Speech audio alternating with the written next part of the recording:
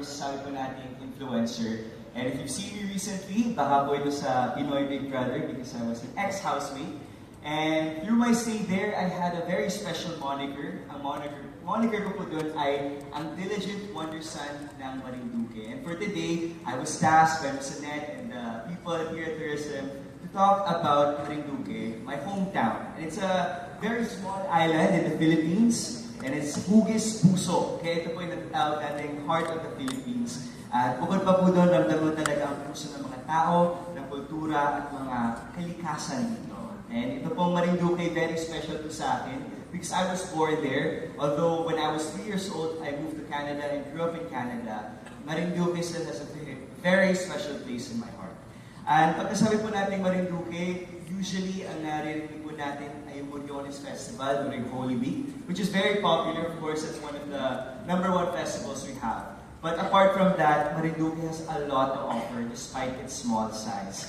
And just in case you guys want to check it out on social media, nung bata pa po ako sa Canada Man or dito sa Marinduque, I used to dress up as a Morion because it's really part of my culture. Nandiyan din po ang mga beaches sa Marinduque. Meron po Toy White Beach, ang mga isa ng Maniwaya at Natangko, at ang mga tanawin na parang mga postcards sa ganda.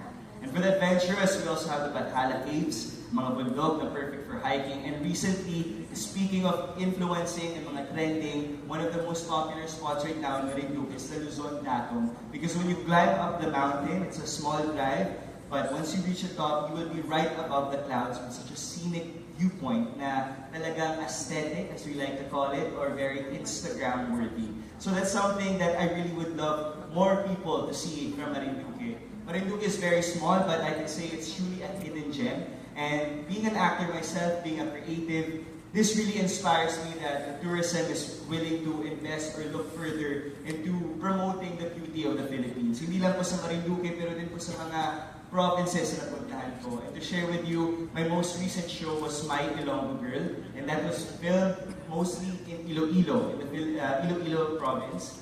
And I was stunned to see the beauty of Iloilo there kasi when I was studying the character, the script, the story, iba pala talaga ang kultura ng mga Iloilo, mga taga-Iloilo. And I had to speak Ilonggo, I had to learn that. And as a Filipino-Canadian, that's something that I would have loved to know more about, and for sure would have piqued my interest. And siguro po, growing up in Canada, it's a very multicultural country.